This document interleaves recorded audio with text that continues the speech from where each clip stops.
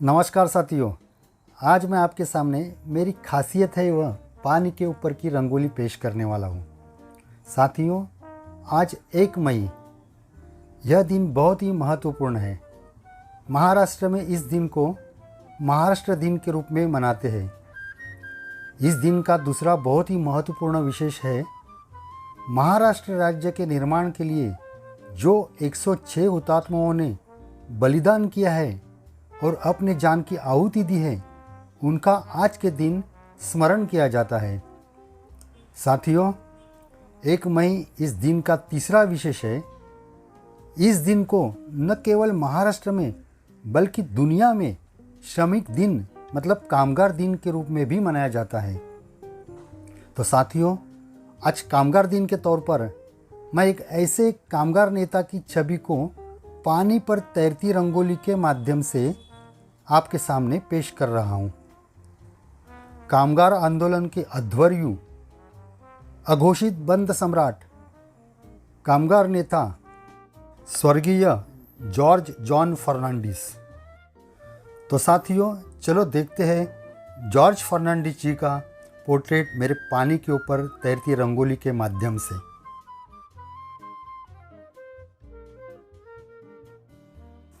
तो साथियों, आप देख रहे हैं, मैं अभी ये जो सामने आप देख रहे हैं, ये पानी के ऊपर तैरती हुई रंगोली है।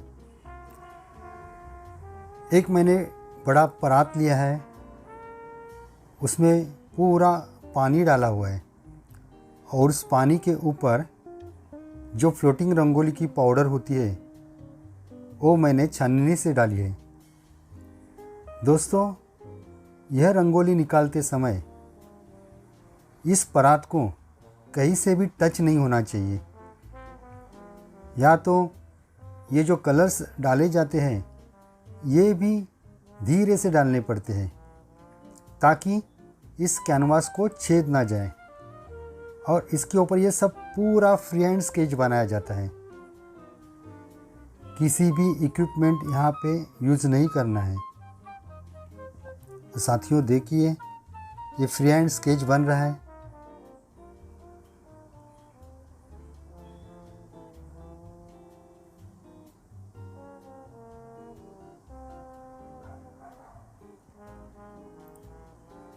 जब ये स्केच बनाते हैं तो कहीं भी हवा नहीं होनी चाहिए। उस रूम के सारे फैन बंद किए जाते हैं, नहीं तो रंगोली खराब हो सकती है।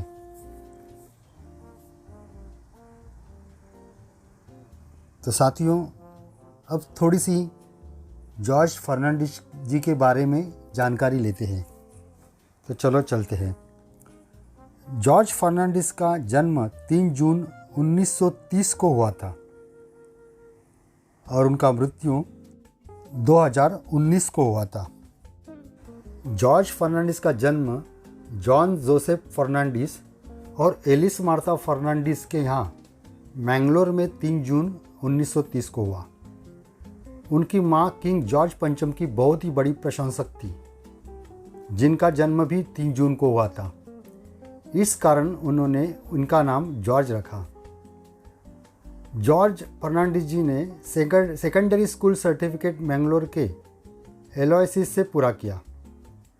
स्कूल की पढ़ाई के बाद परिवार की रूढ़िवादी परंपरा के चलते बड़े पुत्र होने के नाते उन्हें धर्म की शिक्षा के लिए बेंगलोर में सेंट पीटर सेमिनरी भेज दिया गया। 16 वर्ष की उम्र में उन्हें 1946 और 1948 तक रोमन कैथोलिक पादरी का प्रशिक्षण दिया गया। 19 वर्ष की आयु में उन्होंने हताश के कारण धार्मिक विद्यालय छोड़ दिया, क्योंकि स्कूल में फादर्स ऊंची टेबलों पर बैठ के अच्छा भोजन करते थे, जबकि प्रशिक्षणार्थियों को ऐसी सुविधा नहीं मिलती थी। उन्होंने इस भेदभाव के खिलाफ आवाज़ उठाई। उन्होंने 19 वर्ष की आयु में ही काम करना शुरू कर दिया। उन्होंने मैंगलोर के सड़क परिवहन उद्योग, रेस्टोरेंट और होटल में कार्यरत श्रमिकों को एकजुट किया 1949 में बेंगलोर छोड़ने के बाद जॉर्ज नौकरी की तलाश में मुंबई आ गए। यहाँ उन्हें एक अखबार में प्रूफ रीडर की नौकरी मिल गई। यहाँ उनका संपर्क अनुभवी यूनियन नेता प्लासिड डी मेलो और समाजवादी राम मनोहर लोहिया के साथ हुआ, जिनका उनके जीवन पर बड़ा प्रभाव रहा। उसके बाद वह समाजवादी व्यापार संघ आंदोलन से जुड़ गए। इसके बाद वह व्यापार संघ के प्रमुख नेता के रूप में उभरे और छोटे पैमाने के उद्योगों जैसे होटल और रेस्टोरेंट में काम करने वाले श्रमिकों के अधिकारों के लिए संघर्ष किया। 1961 से 1968 तक बॉम्बे नगर निगम के सदस्य रहे। इस दौरान वे शोषित कामगारों की आवाज़ को महानगर की प्रतिनिधित्व संस्था के साथ उठाते रहे। सन 1967 के आम चुनाव में फर्नांडिस ने मैदान में उतरने का निर्णय लिया। उन्हें बॉम्बे की दक्षिण संसदीय सीट से संयुक्त सामाजिक पार्टी ने भारतीय राष्ट्रीय कांग्रेस के उस दौर के प्रसिद्ध नेता सदाशिव कान्होजी के खिलाफ मैदान में उतारा। जॉर्ज फर्नांडिस 1967 का चुनाव जीतकर पहली बार संसद पहुंचे।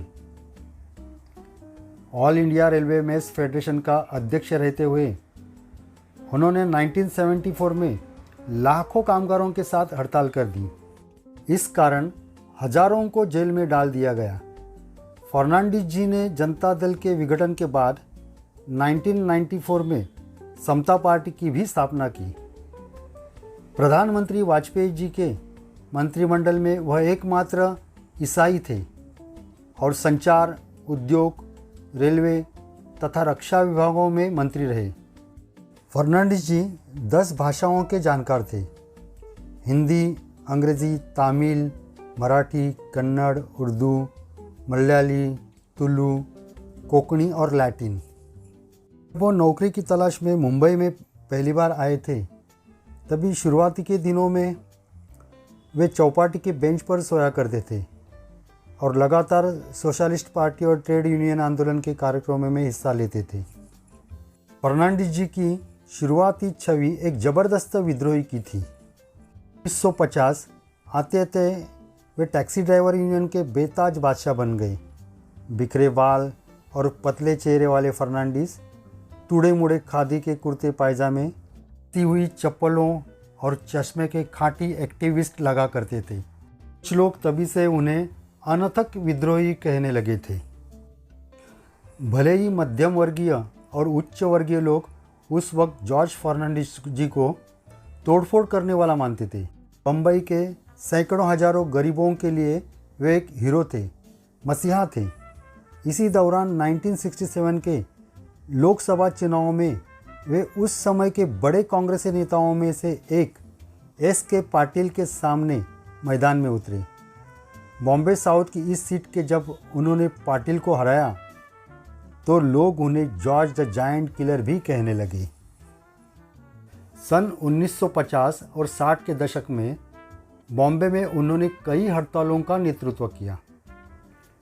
इन सब में सबसे महत्वपूर्ण हड़ताल थी तो सन 1974 की रेलवे हड़ताल। सन 1975 में उन्होंने आपातकाल के लिए तत्कालीन प्रधानमंत्री इंदिरा जी गांधी को ललकारा था और फिर भूमिगत हो गए। सन 1977 में उद्योग मंत्री के तौर पर उन्होंने गलत ढंग से कार्य करने के लिए विदेशी कंपनी IBM और कोका कोला को देश छोड़ने का निर्देश दे दिया था। तो दोस्तों, ये था जॉर्ज फर्नांडिस के बारे में एक छोटा सा परिचय। अभी आगे रंगोली एंजॉय करते हैं।